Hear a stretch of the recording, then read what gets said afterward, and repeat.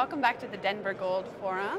I'm Amy Hogan, host of the Commodities Dig, and I'm joined by Randy Smallwood, CEO of Silver Wheaton. Randy, thanks so much for taking some time out of your very busy schedule here. Always a pleasure, Amy. It's been a long conference for you, lots of meetings. Yes. Have they been positive so far? Well, as positive as it can be. I have to be honest, I mean, the tone in this conference is actually a little bit better than I expected, given where commodity prices are. So yeah, no, it's been pretty good. Another reason for optimism is there's been a lot of M&A activity going on. Yes. A lot of interesting M&A activity going on. What's your outlook right now, and are you working on any interesting deals? Yeah, again, it's a result of the fact that I think there's an underlying belief that we are close to the bottom of the price of commodity price cycle, so that's the time to make investments. And it's no different for mining companies when we're looking for new assets to invest into. We're no different than shareholders looking at precious metals to invest into. We're trying to find the best value, and this looks like a very good time to make those investments. So we are seeing increased activity and increasing interest in terms of going forward.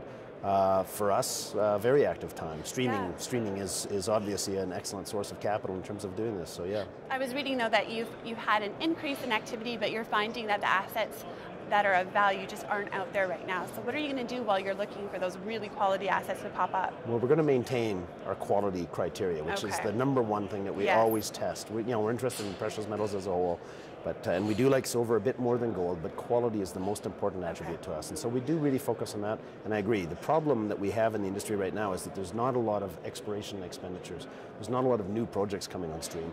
And without that, this is an industry that isn't sustainable on its own. It has to regenerate. It has to find new deposits.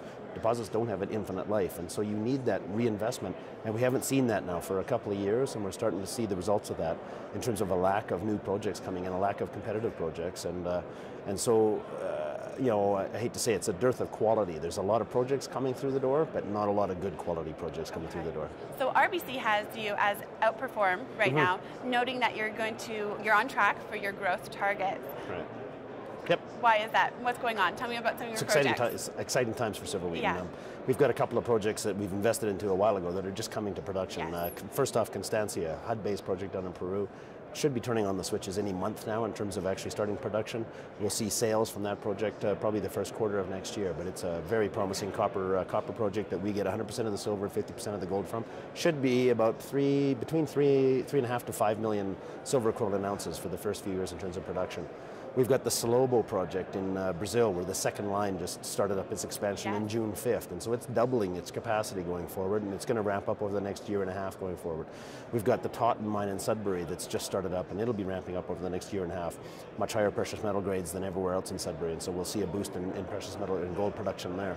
Peñasquito just continues to improve quarter over quarter. The middle of next year, they should have the water issues resolved, so we should see a bump in production. And then, of course, Primero San Dimas. The Primero team continues. They just finished an expansion to 2,500 tons per day and announced a further expansion to 3,000 tons per day.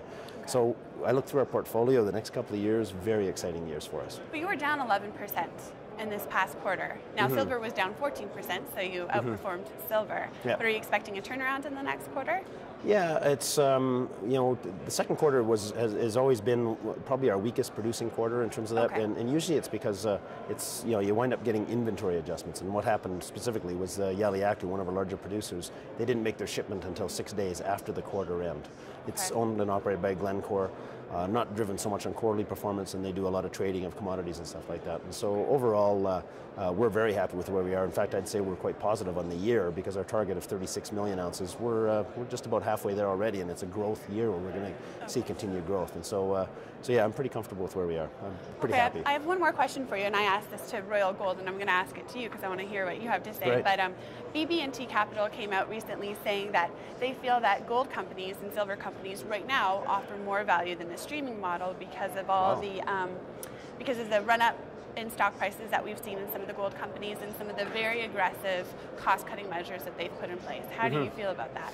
It's been an opposite story from what we've been hearing the last couple of years. Yeah, and I can understand Royal's comment on that. And Franco, I mean, in our peer group, I hate to say it, but we're trading at lower multiples than both of our competitors in that space. Even though you have materially less risk than some of your peers. Yeah, I mean, the quality of our asset base is the strongest in the entire peer group. I think in the mining space, we've got 85% of our production comes from first quartile cost producers. They're good, strong, profitable mines, and so yeah, we don't trade at those same multiples.